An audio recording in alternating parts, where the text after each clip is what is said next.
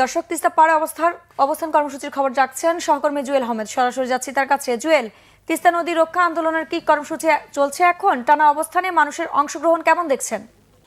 আইরিন, গতকাল সকাল থেকে যারা অবস্থান করছেন তারা এখানে রাত কেটেছেন, তিস্তা পাড়ে নির্ঘুম রাত কেটেছেন, এখানেই খেয়েছেন, এখানেই সবকিছু তাদের কাজ সেরেছেন এবং এখনো অবস্থান করছে। আমি যদি দেখে, আমি এই মুহূর্তে রয়েছি রংপুরের কাউনিয়া পয়েন্টে এবং আমার পাশে দেখাতে চাই আইরিন, সেটি হচ্ছে লালমনিরহাটের তিস্তা পয়েন্ট, যেখানে গতকালকেই মির্জা ফখরুল ইসলাম আলমগীর আনুষ্ঠানিক উদ্বোধন করেছেন।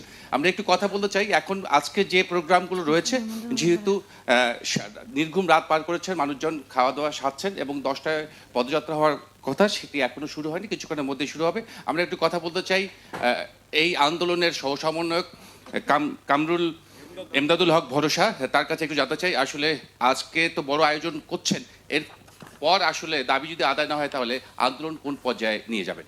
আপনারা জানেন যে আমরা 48 ঘন্টা আন্দোলন, কালকে সারাদিন আমরা আন্দোলন করেছি, রাত অবধি মধ্যরাত পর্যন্ত আমাদের আন্দোলনের ব্যাপক কর্মসূচি ছিল। আজকে আমাদের অ্যাক্টিং চেয়ারম্যান জনাব তারেক রহমান বিকাল 5টায় উনি আমাদের সাধারণ জনগণের সঙ্গে উনি বক্তৃতা করবে। ওনার বক্তৃতার পরে এই অন্তর্বর্তীকালীন সরকারের কাছে তিস্তা মহাপ্রকল্প বাস্তবায়নের দাবিতে আমরা আমাদের চেয়ারম্যান তারেক রহমানের নির্দেশে পরবর্তী আন্দোলন আমরা নতুন করে শুরু করব, যতক্ষণ না পর্যন্ত আমাদের দাবি দাওয়া মেনে না নেওয়া হবে। ধন্যবাদ। সহসমন্বয়ক বলছিলেন, এমদাদুল হক ভরসা বলছিলেন যে আজকে তারেক রহমান যখন যুক্ত হবে তার মূল্যবান বক্তব্য শুনবেন এবং তিনি কি দিক নির্দেশনা দেন সেই নির্দেশনা নিয়ে পরবর্তী কর্মসূচি পালন করবেন।